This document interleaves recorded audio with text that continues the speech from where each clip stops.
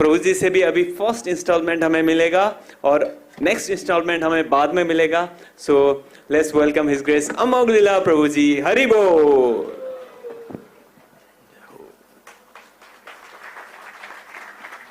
श्री गोपाल कृष्ण गोस्वामी महाराज जी की जय। सो महाराज निश्चित रूप से बहुत ही अद्भुत व्यक्तित्व के थे और हम देख सकते हैं कि महाराज के जाने पर ही कितने लोगों ने आकर के महाराज के दर्शन किए और इस्कॉन ईस्ट कैलाश में बल्कि पूरी रात दर्शन किए भक्तों ने, लाइन लगी हुई थी, बल्कि सुबह 5:30 बजे तक भी भक्तों ने दर्शन किए। तो कितने लोगों को छुआ है गुरु महाराज जी ने, हम सोच भी नहीं सकते। और वृंदावन के अंदर तो कम से कम पिछले 24-25 साल से मैं देख रहा हूँ, मैंने ऐसा नज़ारा कभी नहीं देखा। वृंदावन के अंदर इतने भक्तों का हजूम आया हुआ था महाराज के दर्शन करने के लिए, उनकी समाधि के दर्शन करने के लिए। तो ये दिखाता है कि महाराज ने कितने लोगों के हृदय को छुआ। इसीलिए ऐसे महान व्यक्तित्व वाले महाराज हमारे गुरुदेव बने और उनकी इस जगत के अंदर जो लीला है हम उसका कहीं ना कहीं हिस्सा बन पाए, ये हमारा सौभाग्य है वास्तव में। महाराज का जो दिव्य प्राकट्य हुआ वो दिल्ली में ही हुआ था। तो ये दिल्ली जो स्थान है वैसे इंद्रप्रस्थ है तो इसलिए भी धाम है, साथ साथ में यहाँ पर भगवान के एक शुद्ध भक्त, प्रेमी भक्त यहाँ प्रकट हुए, इसलिए भी ये एक धाम है। और वो समय था 14 अगस्त 1944 और तब एकादशी के दिन महाराज जी का प्राकट्य हुआ। महाराज की 2 सिस्टर्स भी थीं और उनका भी बहुत प्रेम था महाराज से। हालांकि फैमिली में बहुत कुछ स्पिरिचुअलिटी नहीं थी, लेकिन फिर भी महाराज उस वक्त भी मंदिर और गुरुद्वारे जाया करते थे। और महाराज की जो एजुकेशन है थोड़ी दिल्ली में हुई, बाकी मुंबई में हुई। और जो उनका स्कूल था उसमें प्रेयर जो थी, प्रेयर में भी यही था, oh my lord I love you above everything in this world, from all my heart, from all my soul. और आप देखिए इस प्रेयर के अंदर ही महाराज का खुद का जो जीवन है उसका सारा चित्रण हो जाता है। I love you oh my God above everything, संसार की हर वस्तु से ऊपर मैं आपको चाहता हूं, आपसे प्रेम करता हूं, अपनी आत्मा से, अपने हृदय से। तो ये प्रार्थना उनके स्कूल के टाइम में भी रहा करती थी। और वैसे उनके पिताजी वैसे नेवी में थे, लेकिन नेवी में जब कार्य करते हुए उनके पिताजी को जब हार्ट अटैक आया था तो उसके बाद फिर उनका बिजनेस शुरू हुआ था इंपोर्ट एक्सपोर्ट का। तो फिर महाराज का ये था कि ओके इकोनॉमिक्स में अपना ग्रेजुएशन करके और पोस्ट ग्रेजुएशन करके फिर वो बिजनेस ज्वाइन करेंगे, उनका प्लान था। और इसलिए उन्होंने इकोनॉमिक्स यहाँ दिल्ली यूनिवर्सिटी से उन्होंने पार किया। उसके बाद फिर उनको बिजनेस भी ज्वाइन किया था हालांकि, लेकिन उसका फिर फर्दर पढ़ाई के लिए महाराज गए थे फ्रांस। रीजन बिंग महाराज को मिली थी स्कॉलरशिप। पूरे इंडिया में उस वक्त से 10 लोगों को स्कॉलरशिप मिला करती थी और पूरे भारत में से उन 10 लोगों में से चुने गए थे श्री गोपाल कृष्ण गोस्वामी महाराज उस वक्त। तो उनको स्कॉलरशिप मिली।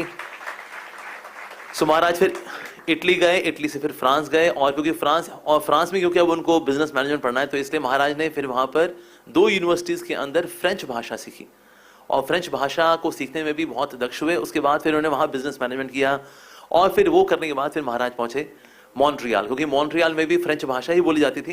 तो महाराज ने कहा ठीक है फ्रेंच भाषा तो हमें आती है। तो महाराज फिर आगे फर्दर पढ़ाई के लिए वहां जा रहे थे, लेकिन उस वक्त महाराज के पास पैसे नहीं थे मॉन्ट्रियल जाने के लिए। लेकिन महाराज के अच्छे क्रेडेंशियल्स को देख करके लोन देने के लिए कंपनी आई हुई थी कि आप हमसे पैसा ले लो लेकिन फिर भी आप प्लीज मॉन्ट्रियल जरूर आ जाओ। तो महाराज मॉन्ट्रियल पहुंचे, महाराज ने वहां पढ़ाई लिखाई वगैरह शुरू की और वहां पर महाराज मार्केट रिसर्च करते थे। और एक समय गुरु महाराज बोल रहे थे उस वक्त मैंने मार्केट रिसर्च की, उसने मुझे जीवन भर मैनेजमेंट में हेल्प की कि ओके दुनिया में कब कहाँ कैसा क्या चलता है ये मुझको पता था, because I was expert in market research. और फिर उसके बाद फिर महाराज जब मॉन्ट्रियल में थे तो उनको पता लगा कि श्रील प्रभुपाद जी आ रहे हैं अगले महीने। ये मई का महीना था और अगले महीने जून में आ रहे हैं श्रील प्रभुपाद जी। तो उनको जब ये बात पता लगी तो भक्तों से जाकर के उन्होंने पूछा कि मैं क्या कोई सेवा कर सकता हूँ। तो भक्तों ने बोला हाँ आप सेवा कर सकते हैं। श्रील प्रभुपाद जी सामने वाले क्वार्टर का जो अपर वाला जो अपार्टमेंट है वहां पर आएंगे, आप उसकी साफ सफाई कर सकते हो। फिर श्री गोपाल कृष्ण गोस्वामी महाराज श्री गुरुदेव जी ने फिर वो साफ करना शुरू किया। तो दोपहर 2 बजे से लेकर के शाम के 8 बजे तक उन्होंने एकदम कोना कोना साफ कर दिया। एक्चुअली उससे पहले ना उस कमरे में वहां पर कर्मी लोग रहा करते थे और कर्मी लोग इतना गंद मचाते हैं उसको साफ करने में जान तो निकलती है। तो इसीलिए 6 घंटे महाराज ने मेहनत करके उस कमरे को अच्छे से साफ किया कि श्री प्रभुपाद जी यहाँ पर आ रहे हैं। और प्रभुपाद जब पहली बार उनसे मिले थे तो पहली बार मिलकर के ये नहीं पूछा कहाँ से हो ये वो, ये सब बातचीत नहीं हुई, सीधे प्रचार की बातचीत की प्रभुपाद जी ने उनके साथ कि प्रचार का कितना महत्व है और आज हमें कितने सारे बुद्धिजीवी व्यक्तियों की आवश्यकता है ताकि प्रचार प्रसार आगे फैल सके। और उस वक्त भी श्रील प्रभुपाद जी के साथ कई बार कॉन्वर्सेशंस करते थे श्री गुरुदेव। तो अर्ली मॉर्निंग में उठते थे, मंगल आरती करते थे, साधना करते थे, उसके बाद फिर ऑफिस चले जाया करते थे और शाम का समय वो श्रील प्रभुपाद जी के साथ बिताया करते थे। और ये देख करके श्रील प्रभुपाद जी बहुत खुश थे गुरु महाराज जी से। उन्होंने कहा ये ना व्यक्ति बहुत जिम्मेदार है, ही इज वेरी रिस्पॉन्सिबल। क्योंकि बाकी जो लोग थे उनकी तो वैसी नौकरी है ही नहीं। अब जो नौकरी है ही नहीं तो पैसा है ही नहीं, तो आप बिना बन के भक्त तो वैसे ही रह लोगे। बिकॉज बेरोजगार आदमी तो ब्रह्मचारी बनना आसान है उसका, तो कि ठीक है हमारे पास कुछ है ही नहीं, पकड़ दीन आदमी है। पर यहाँ पर एक व्यक्ति है जो कि एक्चुअली बड़ा क्वालिफाइड है और मटीरियली बड़ा सक्सेसफुल है, पर इसके बावजूद भी वो स्पिरिचुअलिटी को इतना ज्यादा समय देता है।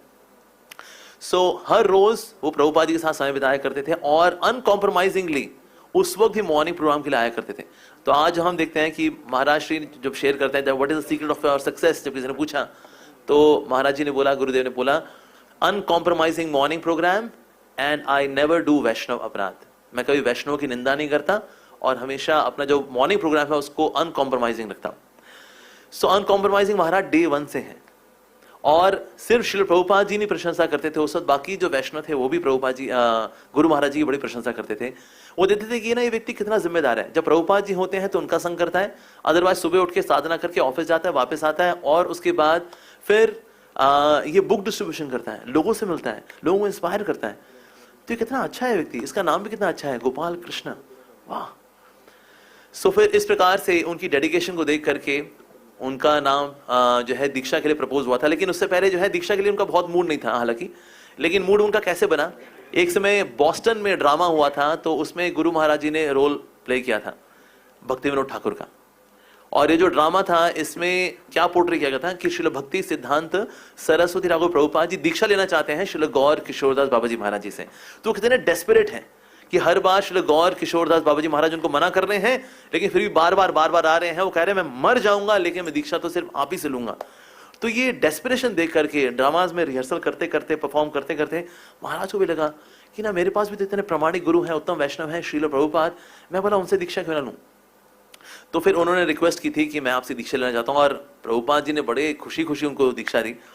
तो उस वक्त जो उनकी पहली दीक्षा हुई थी तो उसमें प्रभुपाद जी ने लेटर में लिखा क्योंकि तुम्हारा नाम गोपाल कृष्ण पहले से ही है, इसीलिए मैं दीक्षा में तुम्हारा नाम चेंज नहीं करूंगा। तो गोपाल कृष्ण खन्ना से गोपाल कृष्ण दास अधिकारी, इस तरह से उनका नाम हो गया गोपाल कृष्ण दास। और साथ ही उनको माला मिली, जबकि माला ये भी मेल के द्वारा प्रभुपाद जी ने भेजी थी श्री गुरुदेव के लिए। और फिर बहुत जल्दी उनकी गायत्री दीक्षा भी हो गई थी। ऐसी महाराज मंदिर में थे तो प्रभुपाद जी ने उनको देखा, गोपाल कृष्ण क्या तुम विग्रहों की सेवा करना चाहोगे? कहा हाँ जी बिल्कुल करना चाहेंगे। तो उसके बाद फिर उनकी गायत्री दीक्षा भी हो गई थी। और एक समय व्यक्ति था एक मिस्टर मुखर्जी करके, तो हालांकि था तो इंडियन लेकिन अमेरिकन वे ऑफ लाइफ में था, ढल गया था कि उसने प्रभुपाद जी को चैलेंज किया पब्लिकली कि आप क्यों आए अमेरिका यहाँ प्रचार प्रसार करने के लिए, यहाँ सब लोग ईसाई लोग हैं। लेकिन प्रभुपाद जी मुस्कुराए और फिर प्रभुपाद जी ने जो प्रचार का महत्व है, सनातन धर्म का महत्व है उसको बताया। लेकिन प्रभुपाद जी एजिटेट नहीं हुए। ये देख करके बहुत ही इंप्रेस थे श्री गोपाल कृष्ण गोस्वामी महाराज। और उस पर प्रभुपाद जी की एक ही चिंता थी कि बाकी स्थानों पर तो अलग अलग जीबीसी हैं, लेकिन जो सारे स्थानों में जो सबसे मुख्य स्थान है वो है भारत। भारत में ना हालांकि सन्यासी लोग थे, गुरुजन थे, वो भी अच्छा कार्य कर रहे थे। श्री जयपताका महाराज कार्य कर रहे थे मायापुर धाम में, और अन्य वैष्णव भी थे जैसे राधानाथ महाराज थे, he was there in Mumbai. लेकिन पूरे इंडिया को संभालने वाला ये कोई व्यक्ति नहीं मिला। तो उस वक्त जीबीसी पूरे इंडिया के थे श्रील प्रभुपाद जी। तो प्रभुपाद जी सोच रहे थे क्या करूं, क्या किया जाए, किसको चुनूं मैं दिल्ली की पूरे भारत के लिए, क्योंकि भारत जो है सबसे ट्रिकी स्थान है। यहाँ पर आपको कपटी भी मिलेंगे, दम्भी मिल जाएंगे, अच्छे लोग मिलेंगे, बुरे मिलेंगे, पुण्यात्माएं, पापात्माएं, सब तरह के लोग। और साथ ही देवी देवताओं का 33 कोटि का जो हजूम है उसमें घुस करके फिर कृष्ण को स्थापित करना ये बहुत कठिन कार्य है। कौन करेगा ये कार्य? तो प्रभुपाद जी इस बारे में चिंतन करें तो प्रभुपाद जी के एक शिष्य थे, उनका नाम है रूपानुग प्रभु। उन्हें बोला कि श्री प्रभुपाद एक व्यक्ति कार्य कर सकता है। कौन?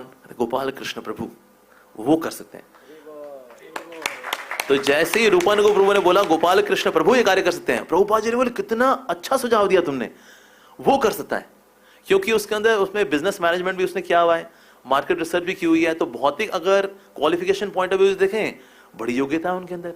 और अगर हम उनके आध्यात्मिक दृष्टिकोण से देखें उसकी साधना बड़ी अच्छी है। सुबह जल्दी उठ जाता है, पूरी साधना करता है, फिर ऑफिस जाके फिर वापस आता है, तो उसके बाद फिर प्रचार प्रसार करता है, बुक डिस्ट्रीब्यूशन करता है, सड़कों पे जाता है, लोगों से मिलता है। और साथ ही सबसे बड़ी जो योग्यता है वो है श्रील प्रभुपाद जी के अंदर उनकी प्रगाढ़ श्रद्धा है, unshakeable faith in his Guru Maharaj Srila Prabhupada. Prabhupada ने बोला हाँ ये बड़ा अच्छा रहेगा, लेकिन अब बस चैलेंज ये था कि अभी उनकी नौकरी थी, उनको नौकरी छोड़ करके आना पड़ेगा अगर इंडिया का जीबीसी बनना है तो। लेकिन फिर भी महाराज ने देखा कि ठीक है अगर ऐसा करना है तो मैं करूंगा। जब महाराज नौकरी भी करते थे, पेप्सी कोला कंपनी में एमडी थे और अन्य कंपनीज में भी महाराज सुझाव दिया करते थे। He was so intelligent and academically also he was very good. बचपन में हालांकि महाराज क्रिकेट और वॉलीबॉल में बड़े एक्सपर्ट थे, लेकिन अगर उनसे पूछा आपको किसमें आपको रस आता है, आपको आनंद आता है, तो वो था reading. So he was very academic right from very beginning, knowledgeable भी थे, सोबर भी थे, सिंपल भी थे, इंटेलिजेंट भी थे, और डिप्लोमेटिकली कैसे इंडियंस के साथ डील करना है, पॉलिटिशियंस के साथ डील करना है, महाराज को सब पता था राइट फ्रॉम वेरी बिगिनिंग। पर्ची आ चुकी है, मेरे को भागना पड़ेगा मेरे पास। हरे कृष्णा प्रभु जी, हम श्यामा भारती हैं, समय बहुत सारा है, आप जितना बोलना चाहे बोल सकते हैं। ठीक है, धन्यवाद।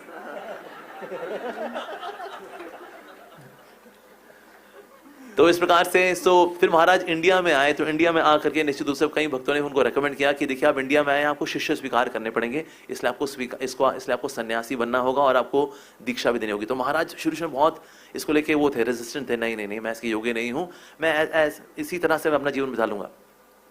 तो उस वक्त हालांकि महाराज की पत्नी भी थी जो कि श्री प्रभुपाद जी की शिष्या थी, and she was very good, she was an American lady but very devoted. लेकिन महाराज मिशनरी थे प्रभुपाद जी की सेवा में, तो इसीलिए महाराज ने फिर अपने गृहस्थ जीवन से फिर आगे बढ़े। उन्होंने संन्यास स्वीकार किया 1981 में, और फिर साथ ही दीक्षा गुरु की भी उन्होंने रिस्पॉन्सिबिलिटी को संभाला। तो इस प्रकार से भारत में फिर प्रचार प्रसार शुरू हुआ। भारत में प्रचार नहीं किया उन्होंने, पाकिस्तान जैसे देश में प्रचार किया। इन्होंने एक समय जो मीटिंग हुई थी, कौन जाएगा पाकिस्तान, किसी ने हाथ नहीं खड़ा किया, एक हाथ खड़ा हुआ, श्री गोपाल कृष्ण गोस्वामी महाराज जी का, I will go to Pakistan. तो पाकिस्तान ही प्रचार प्रसार किया है प्रभुपाद जी ने। इनफैक्ट श्री प्रभुपाद जी ने अमोघ लीला प्रभु को और गोपाल कृष्ण महाराज जी को, दोनों को साथ बुलाया था। Amogh Lila you go to Pakistan, Gopal Krishna you go to Russia, दोनों को साथ ही बुलाया था। तो अमोघ लीला प्रभु जो है उन्होंने प्रचार प्रसार किया। आज हम देखते हैं सार्वभौम प्रभु, नाम सुने ना आपने, सार्वभौम प्रभु को प्रचार किसने किया? अमोघ लीला प्रभु जी ने किया था, प्रभुपाद जी शिष्य, मैंने नहीं किया। हाँ, एक समय मेरे को कराची से फोन आया था अमोघ लीला प्रभु के सेक्रेटरी का, मैं दिल्ली मंदिर में था तो ब्रह्मचारी था, कहते हैं मैं अमोघ लीला प्रभु का सेक्रेटरी बोला हूँ कराची से। मैंने कहा वाह, मेरा सेक्रेटरी कराची में क्या कर रहा है भाई? फिर आप कौन बोल रहे हैं? मैंने बोला मैं अमोघ लीला दास बोल रहा हूँ। कहते प्रभु जी आप वहां पर कैसे? मैंने कहा मैं बोला नहीं हूँ भाई, मैं गोपाल कृष्ण महाराज का डिसाइपल हूँ, आप प्रभुपाद जी के शिष्य अमोघ लीला प्रभु के डिसाइपल हैं। सो बट यस, उस वक्त उनको ये इंस्ट्रक्शन मिली थी। और प्रभुपाद जी ने, और फिर श्री गुरु महाराज जी ने रशियन भाषा सीखी। ही वेंट टू इंस्टीट्यूट्स, महाराज ने वहां डिग्री कोर्सेज किए हैं रशियन भाषा के अंदर, ताकि रशिया में रशियन भाषा में प्रचार किया जा सके। हम लोग बड़े कोजी कंफर्टेबल रहते हैं, अच्छी अच्छी जगह हो, 3 टाइम को प्रसाद मिल जाए, इज्जत हो, माला वाला मिले, सूखा प्रसाद मिल जाए 1100 2100, ऐसा कोई मंदिर हो, ऐसा वहां भेज दो यार हमको, एसी हो कमरों के अंदर। हाँ, तो हमें तो ऐसा मंदिर पसंद है। लेकिन महाराज ने हर प्रकार का डिस्कम्फर्ट लेने के लिए हमेशा तैयार रहते थे। तो ये चैलेंज है उनके लिए, but he would go for the challenge. तो महाराज ने हर प्रकार से इस्कॉन को प्रोटेक्ट किया। एक्चुअली आप देखें, महाराज ने रक्षा की इस्कॉन की। देखिए अंदर भी चैलेंजेस रहते हैं, क्योंकि फितूरी लोग तो इस्कॉन के अंदर भी हैं, और ईर्ष्या करने वाले इस्कॉन के बाहर भी हैं। तो बाहर के वाले लोगों से रक्षा करना, और अंदर के जो लोग हैं जो कि इमेच्योरिटी में कुछ ही बोल जाते हैं, बकवास कर लेते हैं, गवर्नमेंट में पहुंच जाते हैं, ऐसा सब ऐसा वैसा, इनको भी संभालना, ये दोनों कार्य किए। मैंने कई बार महाराज के चरणों की मसाज की, तो उस वक्त मैं देखा है महाराज बहुत थके होते थे, बहुत ज्यादा थके होते थे, लेकिन फिर भी वो नरसिंह कवच रात को पढ़ते थे। तो मैंने महाराज से पूछा, मैंने कहा महाराज आप विदाउट फेल पढ़ते हैं नरसिंह कवच क्यों? तो महाराज ने कहा इस्कॉन की रक्षा के लिए। और साथ में इस्कॉन में जो डिवोटीज हैं, डिवोटीज मतलब सिर्फ उनके डिसाइपल्स नहीं, सारे डिवोटीज हैं, उनकी भक्ति की रक्षा हो, इसलिए महाराज सबकी परवाह करते थे। इनफैक्ट हमारे जीबीसी के अंदर ये माना जाता है कि वैसे जीबीसी रहे हैं अलग अलग जोन के, लेकिन एक व्यक्ति जीबीसी रहा है पूरे दुनिया का, और वह है Shri Gopal Krishna Maharaj. He is a GBC of the whole world. क्योंकि वो जब परवाह करते हैं किसी वैष्णव की सेवा करते हुए, नहीं देखते कि मेरा शिष्य है या मेरा शिष्य नहीं है। ये जीके नॉन जीके, ये भाषा महाराज के सॉफ्टवेयर में कभी थी ही नहीं, उनकी सोच में कभी थी ही नहीं। सो ही सर्व्ड एवरीवन। सो ऐसे वैष्णव सेवक शिरोमणि रहे हैं हमारे बिलवड गुरु महाराज जी श्री गोपाल कृष्ण गोस्वामी महाराज। बात है जो भूत प्रेत पिशाच ब्रह्म राक्षस अगर किसी से दीक्षा लें और वो तर जाएं, तो फिर वो एक ही गुरु महाराज हो सकते हैं, वो है श्री गोपाल कृष्ण गोस्वामी महाराज। तो ऑल दो ऐसा नहीं कि बाकी जो गुरुज हैं उनके टेढ़े मेढ़े डिसाइपल्स नहीं रहे, नहीं ऐसा नहीं है, उनके भी रहे हैं, लेकिन उनकी कृपा से वो भी तरे हैं। लेकिन हमारे जैसे मतलब मेरे जैसे की अगर बात करूँ, भूत प्रेत पिशाच ब्रह्म राक्षस, मेरे को तारने के लिए तो फिर श्री गोपाल कृष्ण महाराज ही भगवान श्री कृष्ण ने भेजे। तो इसीलिए कई टेढ़े मेढ़े डिसाइपल्स भी रहे, लेकिन महाराज की कृपा सभी के लिए अवेलेबल है। और महाराज क्षमा की मूर्ति हैं। महाराज की क्षमा है वो ब्रह्मांड के समान बड़ी है, विस्तृत है। तो ऐसे महान आचार्य के चरणों में, चरण कमलों में कोटि कोटि वंदन है कि हम अच्छे डिसाइपल्स बन सकें, उनका कहना मान सकें। जीवन भर माया की परीक्षाएं तो लगी रहेंगी, क्योंकि माया की सेवा भी यही है, माया परीक्षा लेगी ही लेगी। लेकिन हमारा भी कार्य है कि हमने गुरु के चरणों को कस के पकड़े रहें। तो इसलिए कभी भी कोई ऐसा कार्य ना करें जिससे कि गुरु रुष्ट हों। हमेशा ऐसे कार्य करें जिससे उनको हम पे नाज हो, हम पे गर्वित हो। ऐसे कार्य हमें करने चाहिए, हमारी साधना ऐसी होनी चाहिए, हमारा व्यवहार ऐसा होना चाहिए कि गुरु जो है हम पे गर्वित महसूस करें। तो इसलिए श्री गोपाल कृष्ण गोसाई महाराज हमारे जीवन में आए, हमारा अतीव सौभाग्य है। और महाराज ने सबके साथ जो डीलिंग्स की हैं, ये डीलिंग सबके लिए बड़ी मेमोरेबल है। इनफैक्ट मैं जो देहरादून में था तो मैं रात को 1 बजे पहुंच गया था वैसे, और तो 5:30 बजे तक मैं जगा रहा। तो उसके बाद मुझे बहुत नींद आई हुई थी। तो मैंने भक्तों को बोला कि ना मैं 2-3 घंटे में पावर नैप लेकर के आता हूँ, देन आई विल कम। सो फिर मैं जब सोया तो मुझे सपने में गुरु महाराज आए, और बहुत ही सेलेस्टियल सी बड़ी सी कार थी, और अजीब सी मतलब यान था, मैंने ऐसा यान कभी जिंदगी में देखा नहीं। उसमें गुरु महाराज बैठे हुए थे और ना मेरे को ऐसे हाथ कर रहे थे। मैंने गुरु महाराज आप ऐसा क्यों कर रहे हैं? तो कहते हैं मैं जा रहा हूँ इसलिए। तो जब उन्होंने बोला मैं जा रहा हूँ तो मैं उठ गया। एक्चुअली मैंने कहा ये मैंने क्या देखा? मैं कहा नहीं नहीं, ये तो सपना है, सपने का कुछ नहीं होता, सपने का कुछ सर पाँव नहीं होता। फिर मैं उठा, तुरंत मैं तैयार हुआ। By the time I reach hospital, तब तक गुरु महाराज आ चुके थे।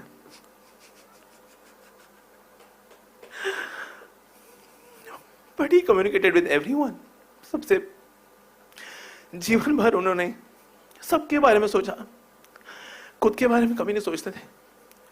दूसरों की खुशी, खुद के बारे में कभी नहीं सोचा।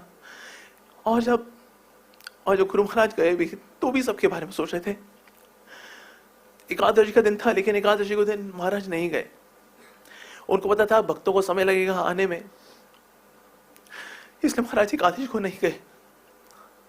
उस वक्त भी सबके बारे में सोच रहे थे महाराज कि सब आएंगे, उनको समय लग जाएगा, वो कंफर्टेबली सब आ सके, इसलिए मैं प्रतीक्षा करूंगा। तो इसलिए महाराज फिर एकादशी को नहीं गए, महाराज द्वादशी को गए।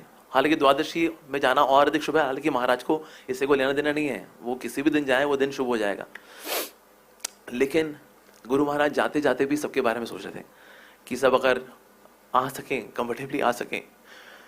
तो हमेशा औरों के बारे में सोचना, किस तरह से औरों को हम सुख दे सकें, फैसिलिटी दे सकें, प्रभुपाद जी के चरणों को कोई छोड़ के ना जाए, यही हमेशा सोचते रहते थे। तो इसलिए वैष्णव की सेवा करना ये उनका स्वभाव था। तो अंदर से बाहर से इतने शुद्ध, इतने पवित्र भाव के साथ महाराज जी हैं कि एक्चुअली देखा जाए बहुत हाई बेंचमार्क है। यूजुअली ऐसा होता है कि गुरु जो करते हैं शिष्य से एक्सपेक्ट किया जाता है शिष्य 10 गुना करे।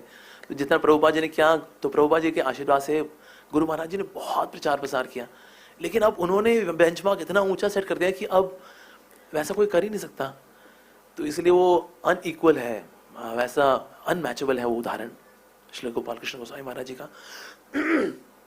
तो ऐसे गुरु महाराज जी के शिष्य बनने का हमें मौका मिला, ये हमारा बहुत बहुत बड़ा सौभाग्य है। और हम जीवन भर उनके मार्गदर्शन में रहें और उनकी वाणी को सुनते रहें, उनके शब्दों को हमेशा अपने हृदय में आत्मसात करते रहें। ऐसी कृपा की याचना करते हुए मैं यहाँ पर अपना वचन समाप्त करूंगा। बहुत बहुत धन्यवाद। श्री गोपाल कृष्ण गोस्वामी महाराज जी की जय। जगत गुरु श्रील प्रभुपाद की जय। Thank you so much, His Grace Amog Lila Prabhuji, for such a wonderful words. We are really so amazed to hear the glories from your lotus mouth. So thank you so much, Prabhuji. आपका बहुत बहुत धन्यवाद.